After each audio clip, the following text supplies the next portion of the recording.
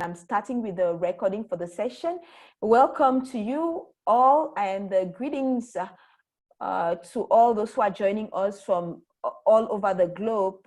You're welcome to today's a daily lightning session. It's our 6th session, and today is the 5th of August 2020.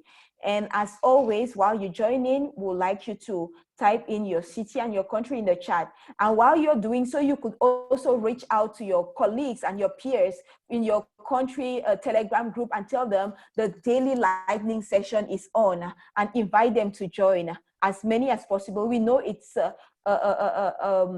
optional session, but these sessions are so interesting and we get so much useful advice that we will always want to have you with us.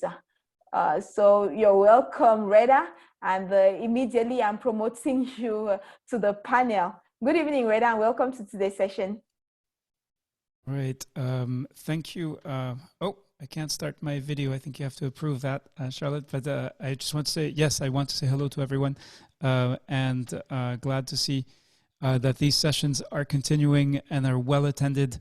Hope that what is shared today, the experience that is shared, and the focus that you will apply to what you are sharing will be, in the short and longer term, useful to the work you are doing to maintain immunization services. Thanks, Charlotte. All right, thank you, Reda. And as always, as we say, when you're joining, just type in your city and your country in the chat. And I see so many people doing that. Welcome to you, Rebecca from the Zambia, Uma Nazir from India. You're welcome. And if you have any question, we have the Q&A. You click on the Q&A icon and you type in your question. Now, just a gentle reminder, we are in the IDS engine week 2.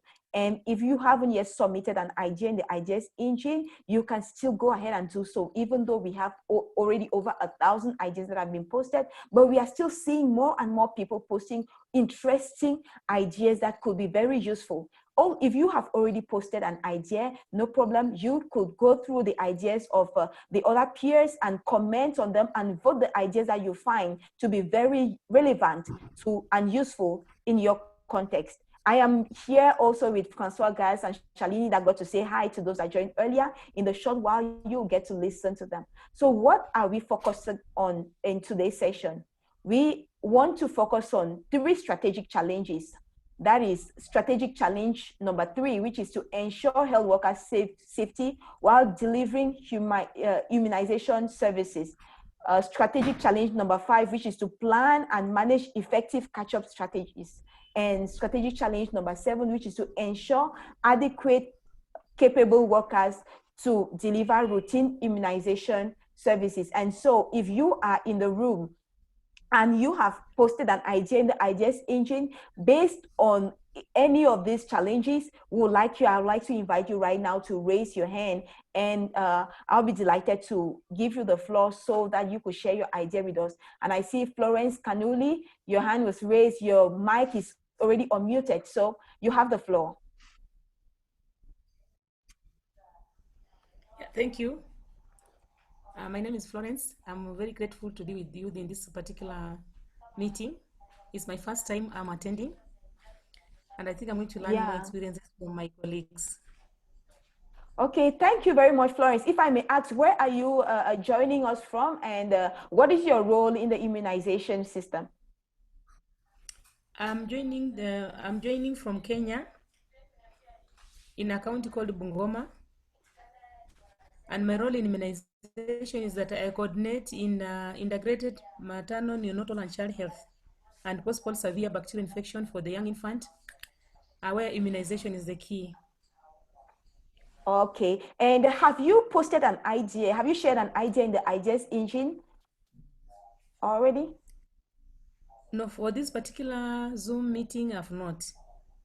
Okay, maybe in a short while we are going to tell you exactly what it's all about and refer you to the technical support session tomorrow with Dr. Alain Blaise Tatinku, so that you could be guided on how you have to go about that. And it's tomorrow at 11 a.m. Geneva time. So thank you for being with us today. So now I see Atai Abubakar, you have at least 7 ideas posted in the ideas engine, your hand is raised. And I'm sure today you're going to share with us another new idea. So Atai, welcome. Over to you.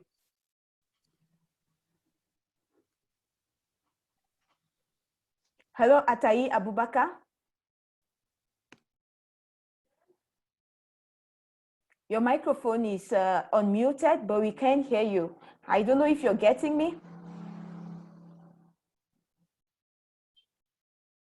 And while we are waiting for Atai, okay, Atai to solve the issues, maybe. Yes, Atai, can we get you?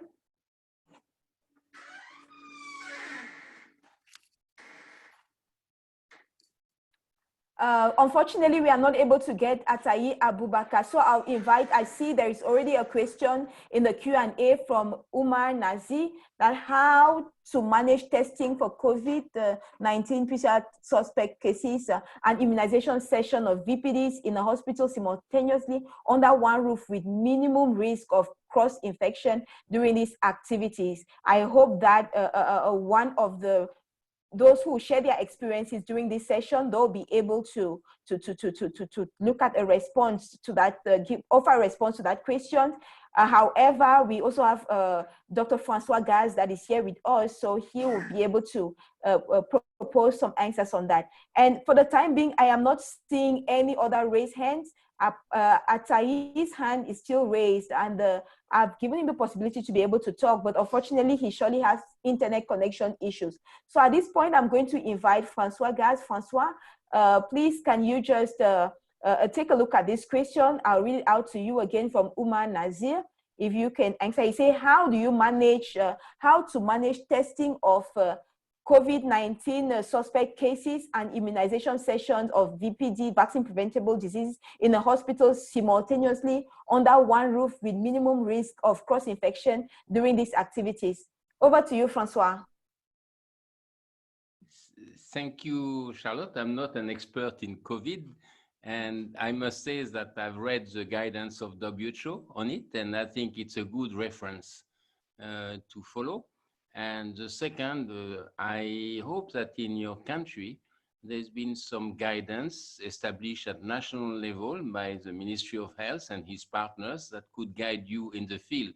Sometimes it's not that easy to access to it. So I personally don't have experience in dealing with this separation, but I've heard people who really at the entrance of the hospital have what they call a triage, is to decide when people come to an hospital, there is a sort of a table where people say, what are you coming from? What are your symptoms? And then they dispatch either the mothers towards the immunization center inside the hospital, or they say, go there to the curative care and they will be taken care about. So the importance is the entrance is to do a very good job at the entrance of a health facility or the entrance of a health center. This is very critical. This is a critical site where you need to make the dispatch. I don't know if in your hospital this is already in place. And then they will, sometime in an hospital, they will dispatch the suspected case from the really serious cases in two different wings, in the hospital, to keep them separated from the rest of the hospital need, because people need treatment, they go for checkup of the treatment. So it's very important to have wards which separate really the patients from the mother going for immunization to avoid. And then, of course, in the entrance, every health worker should be protected and keep distance with the patient, respect distance, and to interview the mother. Usually, mothers now in cities have masks, and the health worker so far have masks. I hope they don't get into short out, but those are very important. And sometimes they have a screen to see between them and the health worker. And those are some elements to put in place, and they are very, very important to make sure that the population feels safe and the health worker feels safe. You know how many health workers have been contaminated by sick person in the world, and when the medical staff get contaminated, is a big major impact on the patient coming to the hospital. But I have to say that I have read, I've heard people, but I don't have a personal experience in doing it. So I recommend that you go to WHO and you read some of the guidance on it. There's a lot, there's CDC guidance as well. And read your official document or ask for them. I don't know, you are in Nigeria, no? Umar Nazir, he didn't indicate where he was joining from, so but I have given him the possibility. Umar Nazir, you can unmute yourself and tell us where you are joining from, where is your country, of what your country of focus is. I am from state of Jammu and Kashmir, India. Okay, from India, Francois. Right, from Yeah. India. Maybe Shalini has some more resource availability or can guide more on what India practice. Hello. Can I Yes. ask a question? Because nowadays, as there's cases are increasing day by day in our states, and we have to do testing of COVID suspected cases every day in our hospital.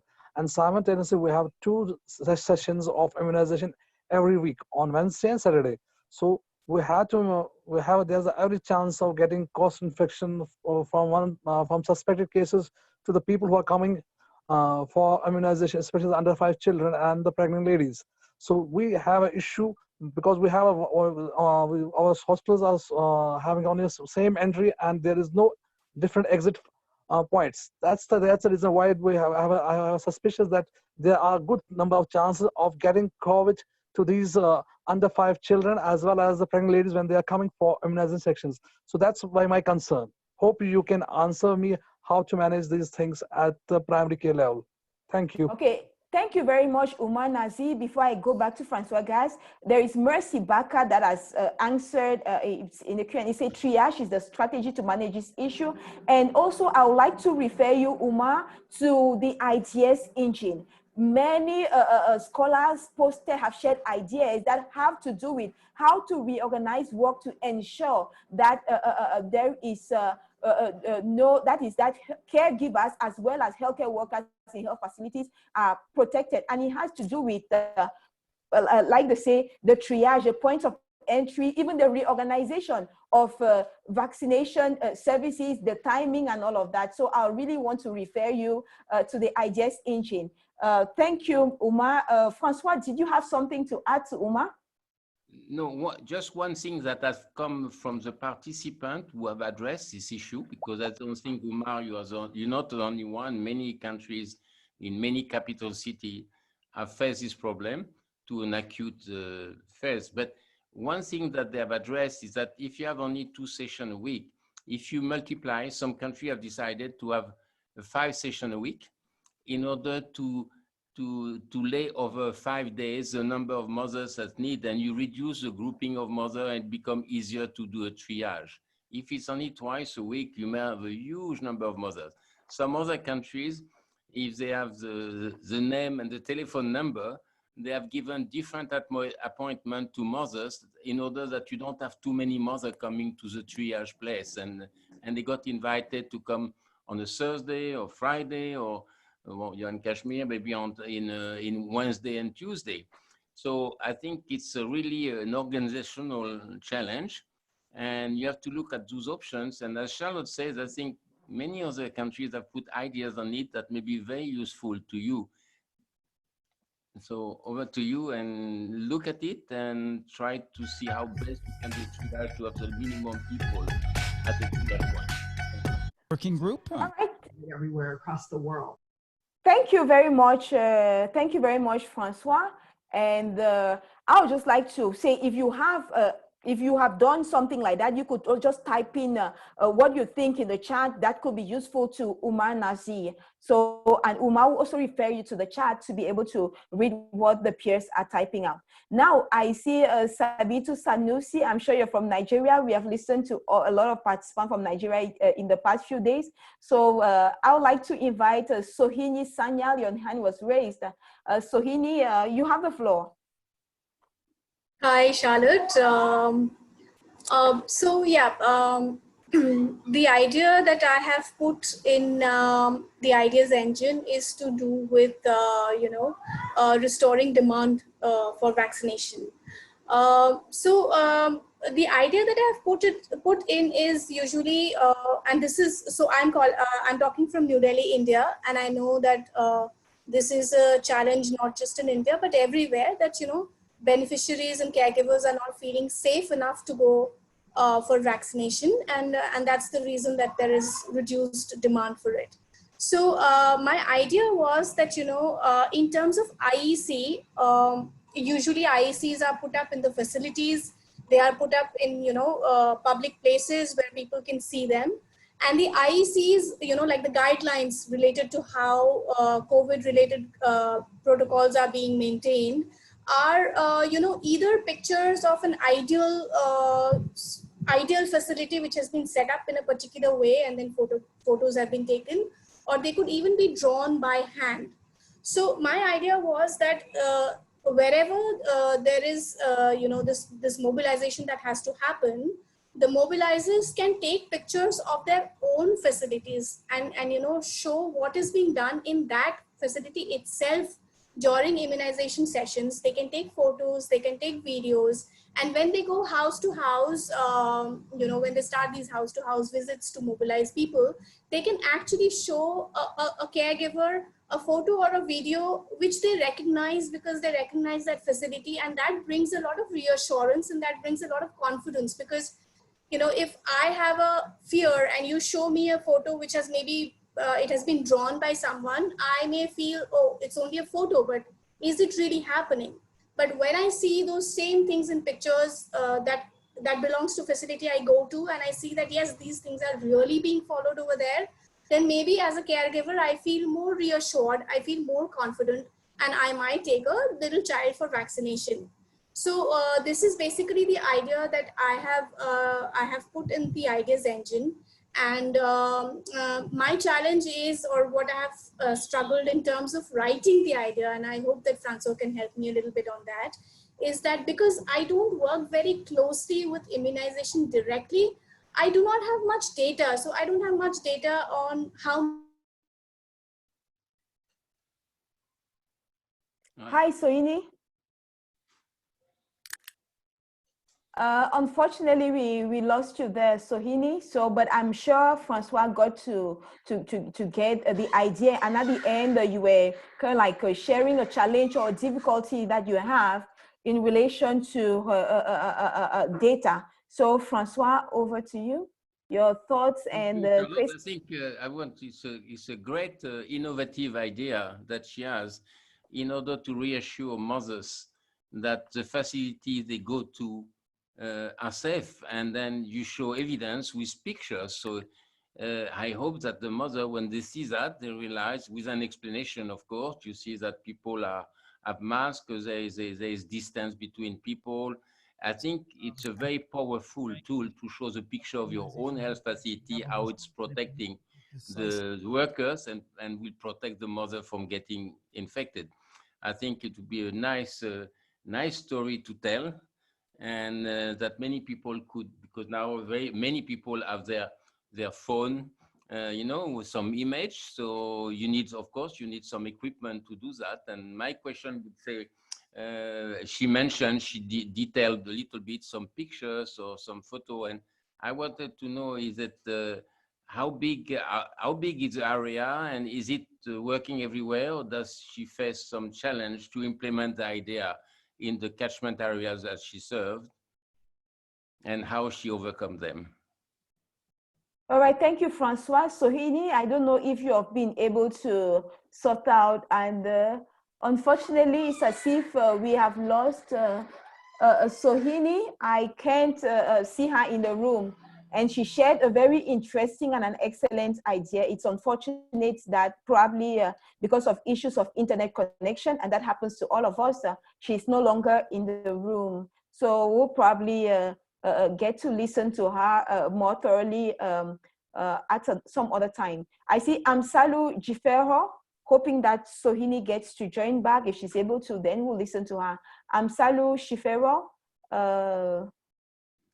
Yeah, Salu, your hand was raised. So if you want to share with us which strategic challenge, and remember today we're actually focusing on strategic challenge number 3, number 5, and number 7. Over to you. Can you tell us where you're joining from? Thank you very much. I'm Salu Shifarao from Ethiopia. Today, I just wanted to share on the strategic challenge number 3, ensuring health workers' safety while delivering immunization. I just want to share based on my observation while I was doing supportive supervision and on measles SI in Ethiopia. There was variation among the health workers on the use of face masks and on the perception of use of face mask as well. So in different areas, the health workers were varying in use of face masks. Some were using, some were not using. So I just observed who were using and who were not using. And most health workers in hot climate areas were not using. And I just informally asked why they were not using the face masks while delivering immunization services. And most of them said that the masks made us feel hot, and it created suffocation. So because of inconveniency, they said that they are not using the face masks. And I was trying to explore which type of face mask was also not convenient. Mostly they were saying that particularly there are type of face masks like NK95 and N95, which are supposed to be distributed for health workers. So in hot weather areas, they create suffocation, and it was difficult for the health workers to use continuously. So this is not based on the organized data, but it is from simple observation. Our advice was to use at least light surgical faces while providing services. And they need to also use at least when they meet people, anyone, and they select those light face masks. And what I learned was, using face mask among the health workers was not universal across different areas. And probably weather condition might be the influencing factor in consistent and regular use of face masks. And I feel that it is important to generate evidence on the use of face mask among the health workers. This is what I want to share. Thank you, and over to you if you have any question. Okay, thank you very much, Salu, for sharing this with us. I have a question before I invite Francois guys to continue. Just to find out, was this among all health workers, or what about immunization practitioners? Were they also involved? And how did it impact upon the immunization services? Yeah, sure. What I observed among those health workers who were providing measles vaccination during measles supplemental immunization activity. In fact, I haven't observed much among the health workers who are providing other services. But this was from the health workers who were providing immunization service, particularly in hot weather areas, not across the other areas. Particularly, this is in hot weather areas. That was my observation. Back to you. Thank you. And with the actions that you carried out, have you observed an improvement? Do they respect the barrier measures and the wearing of masks?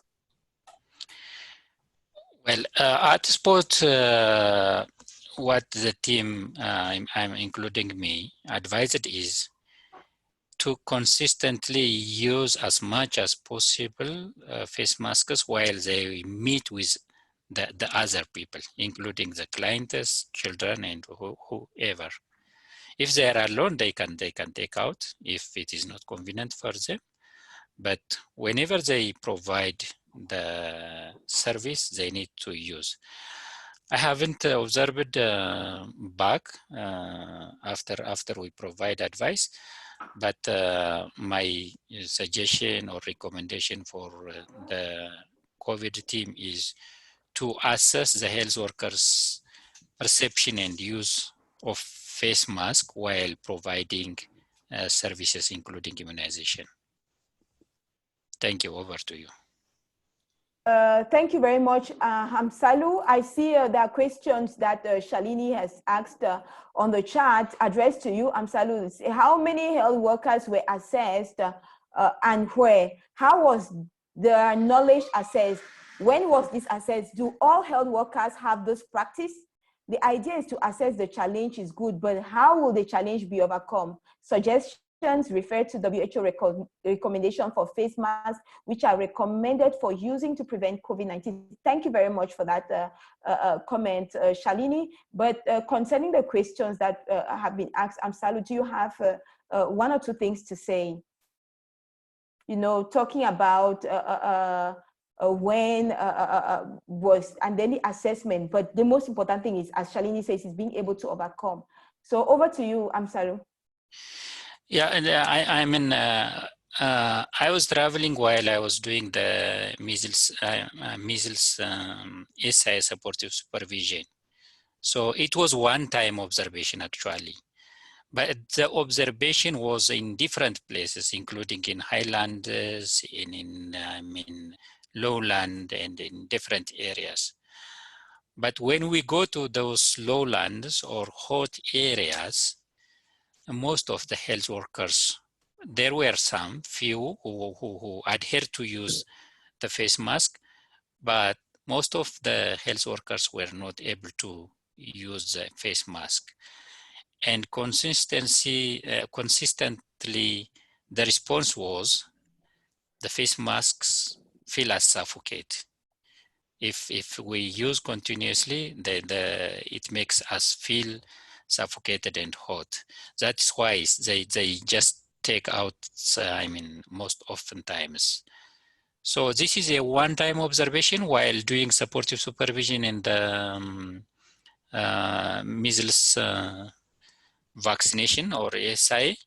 But I think this is one aspect that needs to generate an evidence on the use of face masks in different contexts or in different weathers, and also assess the perception of the health workers towards use of the face masks. And also it's good to assess the type of face masks that are convenient for health workers to wear regularly and consistently. Okay, thank you. Over to you. Thank you very much. There's one last question from Atai Abubakar. Thank you, Atai, for the question. Said, Amsalu, what types of face masks did you use in your assessment? So that's just the last question we're getting before I hand over to Francois for his comments. Yeah, actually, I didn't say this is an organized assessment. This is observation on the way. This is an observation. It triggers for more assessment. There are different types of face masks used in the health sector. There are KN95, N95, and surgical masks, as well as locally made clothes as well. So the face masks that they feel hot and suffocated were those provided for health workers, NK25 type of masks. That is what I saw. But it is not the type of rigorous assessment, or it's only from observation while we were providing supportive supervision. So it triggers for further assessment. It's not a type of assessment, rigorous assessment. Thank you very much. Over to you, Francois. And then towards the end, I saw that Sohini succeeded to join the session again. So we'll get back to her. Francois, over to you. Thank you for sharing this experience and your observation in Ethiopia. It's a very important observation, even if it's limited. You don't know the extent of it, but you identified it seems to be more a problem with your travel to hot. I think it's always, I would think it's very important to look where it's occurring, and maybe in the future you may have, or people who listen to you will try to manage to have an indicator, say the mask, the supervisors, there is an indicator who says the mask were on the face or not, in order to correct it. You mentioned the perception, and you know, perception was, as you mentioned, was because of the heat, but were they aware of the risk they were giving, transmitting the disease to the mothers of bringing their children, or this was not a real issue for them? Because if I remember well from the explanation in Ethiopia, in rural areas, mothers had no mask. So basically you had an immunization session as usual, no mask for the mother, no mask in some areas for the vaccinator, which of course, if in the future you have some COVID mini outbreak there, would put a big risk on future campaigns. So can you comment about that? What was was it difficult to convince? Were they aware of the risk of not wearing masks? You suggested the surgical mask, which is a very good solution. Was it enough to be correct, to correct the situation? Thank you, Francois. That was also our concern, and the clients were not wearing face masks in remote rural areas. In urban and densely populated areas, clients have their own masks, and health workers also adhere to use a face mask. But when you go to the remote rural areas, particularly in sparsely populated and low density areas, the clients are not using face masks. But all the health worker service providers were provided with face masks.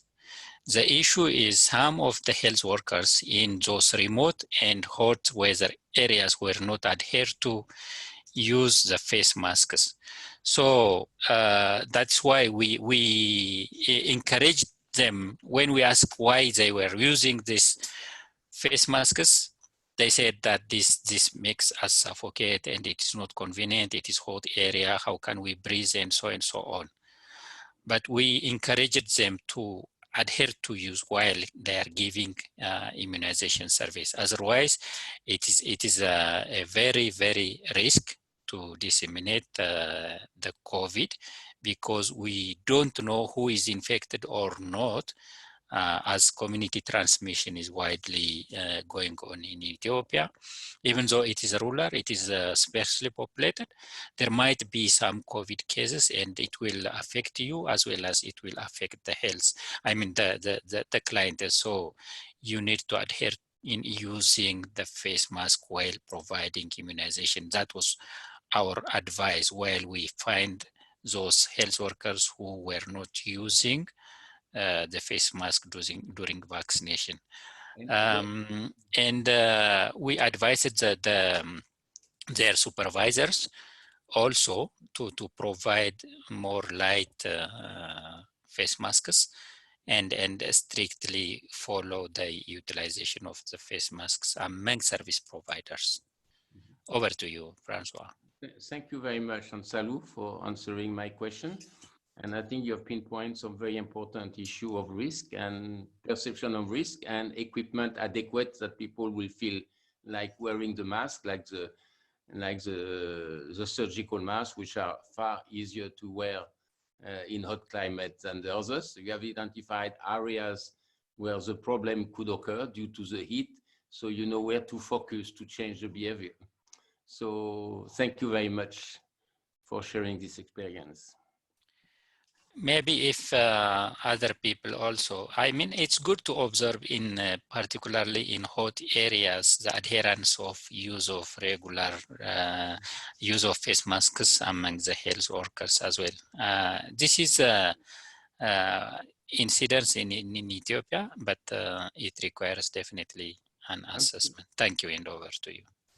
Your experience, I'm sure, is useful for other countries that face also very hot climate. All the sub-Saharan countries have very hot climate, and the more you anticipate such an issue, the easier is it to correct. So it's a good experience for all participants to think of this issue, because it's hard to supervise everywhere, but you need a mechanism in place to make sure that all health workers will wear the easiest possible mask, but make sure they wear them to protect and to avoid. Otherwise, it's a risk for the measles to have to create some problem in the future, measles campaign. Thank you very much. Okay, thank you very much to you, Francois, and also to you, Amsalu. There are some interesting comments in the chat that I want to read out. And Simon Ajay said in the Q&A, it's actually a comment, it's not a question. There is a need to continue to encourage health workers to always wear face masks to motivate caregivers and our clients to use them. We need to practice what we preach. And Youssef Al Yakubi, we are 5 minutes, 6 minutes over the 30-minute mark for this session. So I'll just refer you to the chat. Thank you, Youssef. Thank you, Shalini. Thanks to all those who have been commenting in the chat. Please, can you just go ahead and read those comments? Hoping that we are going to learn and get something from them. Now, Francois, we're able to get Sohini to join back the session, and it will really be good for her to go to the end of her thought and then to get to answer the questions that you asked, Francois. So over to you, Sohini, just to conclude with the presentation of your ideas, and then we'll get concluding questions and comments from Francois. Okay, thanks, Charlotte. So Francois, I don't know if I was audible till the very end, but yes, so this was my idea that we can take photos and videos of Sohini, just permit me to say, we got you to the point where you were talking about data, the challenge of data. So Okay, yeah. So my challenge is that because I am not directly connected with immunization activities, I do not really have much of data about, places where maybe there is low demand or places where demand is fine. I don't have data relating to regions where, we need to maybe concentrate more on restoring demand and things like that. So that's what I said, that maybe, Francois, someone can help me, that how do I get some data points to make my idea more concrete and more, understandable for everyone. Mm-hmm. Over to you, Francois. No, thank you for sharing this experience, because it's a nice experience, and I think you learn as you do. When it's a new idea, you will have little issue to overcome along the way. But what I would think is useful if you deposit your idea, and I think as you've done in their engine, is to go as far as possible to answer the question and to give details. And even your challenge, if you don't have all the information or what you look for, I think it's part of the challenge when you have a new idea, and people may comment on it and help you in making your idea, because it looks like a great idea.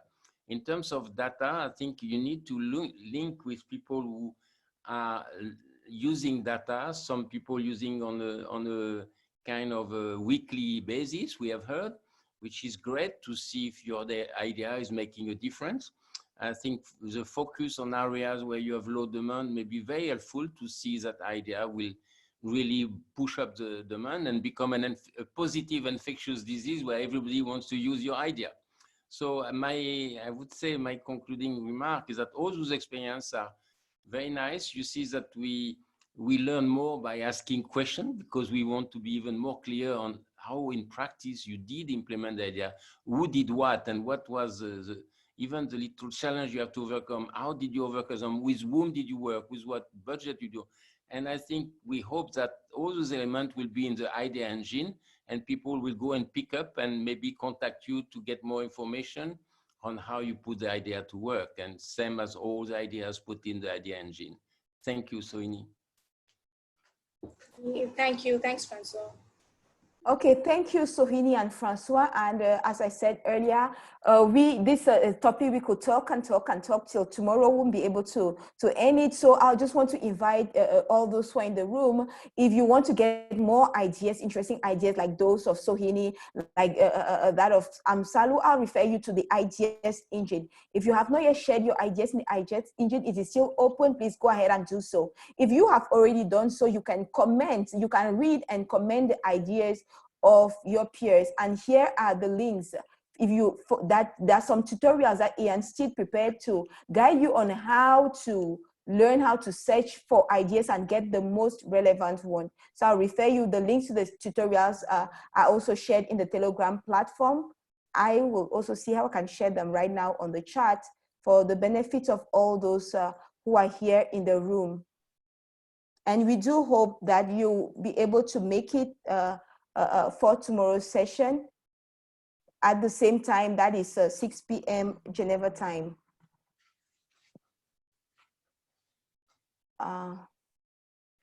Computer is kind of stuck. All right, so right now I'm going to just ask Shalini. She's going to give the concluding, she's going to conclude and the closing remarks for this session today. And we look forward, Francois, myself, with Shalini, of course, we look forward to having you with us tomorrow when it's 6 p.m. Geneva time. Over to you, Shalini. Thank you so much, Charlotte. It was great to hear some fantastic ideas, as always. What I've done is put in some links in case the scholars want to refer to some WHO guidelines, which might give them some idea on how to progress on their ideas. But I really liked the thoughts that, or the ideas that the scholars put forth, especially of regarding the challenge of face masks. I just wanted to reiterate that, there are some guidelines for cloth masks besides surgical masks, even for health workers, and there's talk about triple layered masks or cloth masks. So, and there is another challenge with N95 masks, which could be thought of because they are contraindicated in heart disease, hypertension, asthma, or any other pulmonary disease, claustrophobia, and there are a few others, so to speak. And so people who have these conditions could think of wearing surgical masks or face masks. So that's another fodder for thought. And Sohini's idea, I would just like to sort of comment that she could think of if she's working with colleagues in the immunization arena in her organization, she could ask them for some data from specific regions where this could be tried and tested if they have people in the field. And also in India, at the health facilities these days, there are televisions where health messaging can be run. So it's a fantastic idea where, these videos could also be played in the waiting areas to sort of reiterate the message that, care is being taken and PPE and preventive measures are being observed. So that's for me. And for Omar, I would just say that there are some guidelines on the triage, which again, I posted the link. So if you want, you can just copy the link. And I hope this is helpful. So thank you all. And thank you so much, Charlotte. I really enjoyed the session. Great session, Francois. Thank you. All right, thanks, Shalini. Thanks, Francois. And I've just shared some links on the chat, and I've been answering some questions on the Q&A. And there is this statement from Florence Canuli that I really want to read before we separate this evening. And really, apologies for going over time. We'll try as much as possible tomorrow to limit at 30 minutes stop. I have observed, number 3, in my country, facial mask is becoming a challenge and improper use of it may lead to infection, especially when staffs want to eat, they push it below the chin and can get infections. How I have overcome this is through health talks and local radio channel presentation. It is proper to remove the whole mask when eating rather than push it below the chin. Thank you very much, Florence Kanuli. I'll just once again refer you all to the ideas engine. If you want to get to at least read a more interesting and useful ideas like the one you got this evening, visit the ideas engine for that. Okay, see you tomorrow, and bye for now. Stay safe, and we are together, as we say in the scholar community. Bye. Bye. Bye.